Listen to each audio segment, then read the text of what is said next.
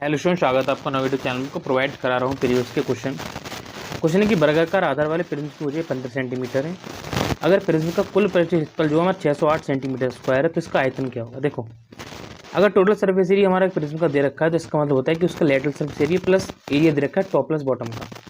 ठीक है, total surface हमारा होता है लेटरल सरफेस एरिया मतलब पास और क्षेत्र का क्षेत्रफल plus area top plus bottom का।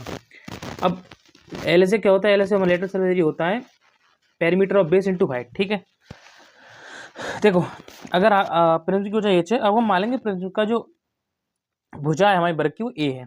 ठीक है, तो भुजा ए है तो स्क्वायर हो जाएगा ए स्क्वायर प्लस ए स्क्वायर, ये टॉप का भी ए स्क्वायर हो जाएगा और बॉटम का भी ए स्क्वायर एरिया हो जाएगा। तो टोटल एरिया हो गया हमारा 2a स्क्वायर। ठीक है, और अगर प्रिज्म है तो इसका पेरीमीटर हो जाएगा 4a। कैसे हो जाएगा, चारों भुजाओं का योग 4a हो जाएगा। अब देखो ध्यान से, अब मुझे निकालना है इसका आयतन। आयतन होता है area of base into height. अब एरिया ऑफ बेस मतलब total surface area into height. ठीक है, अब मुझे दिया क्या क्या वैल्यू, मुझे दिए टोटल सरफेस एरिया की वैल्यू दे रखी है मुझे। तो लेटरल सरफेस एरिया किसका क्या हो जाएगा, लेटरल सरफेस एरिया हो जाएगा पेरीमीटर ऑफ बेस। तो पेरीमीटर कितना है 4a है। ठीक है, इनटू हाइट कितनी है 15 है, तो 4 इंटू 15। ठीक है, और प्लस का कितना हो जाएगा 2a स्क्वायर। कितना 2a स्क्वायर, ये वैल्यू दे रखी है मुझे 608। ठीक है, कितना हो जाएगा 60a प्लस का 2a स्क्वायर बराबर 608।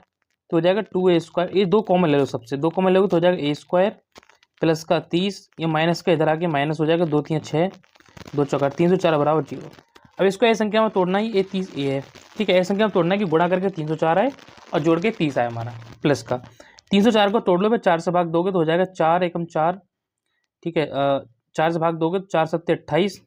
ठीक है, 4 छिंग 24, 4 को फिर तोड़ लो 19 गुणा 4 में। ठीक है, 19 गुणा 4 में 4 ये वाला है, 4 को भी तोड़ लो आप, ऐसा करो। ठीक है, 4 को भी तोड़ लो तो हो जाएगा 2 इंटू 2 इंटू 2 इंटू 2 इंटू 19। अब आप देख लो, आप 30 बनाना है हमें, तो 30 कितना होता है, 30 होता है देखो, इसको आप ऐड करोगे 6 हो जाएगा, 19 और 2 कितना हो जाएगा 21 और 6 28। बात नहीं बन रही है। ठीक है, ओके, अब इनको ऐड कर लो। 21 चौका आना चाहिए ना, 1904 कितना हो जाएगा 1923, और ये कितना हो जाएगा 4 4 और 23 कुछ बन सकता है, तो बोलो ये नहीं बन सकता। इसको 19 चौक 76 2 कर दो, इसको हम लिख सकते हैं। देखो इसको हम क्या करेंगे, 19 दूनी 38, इनको ले लेंगे हम 38 और बाकी ले लेंगे 2 दूनी 4 दूनी 8। तो हम ले लेंगे 8 गुणा 38।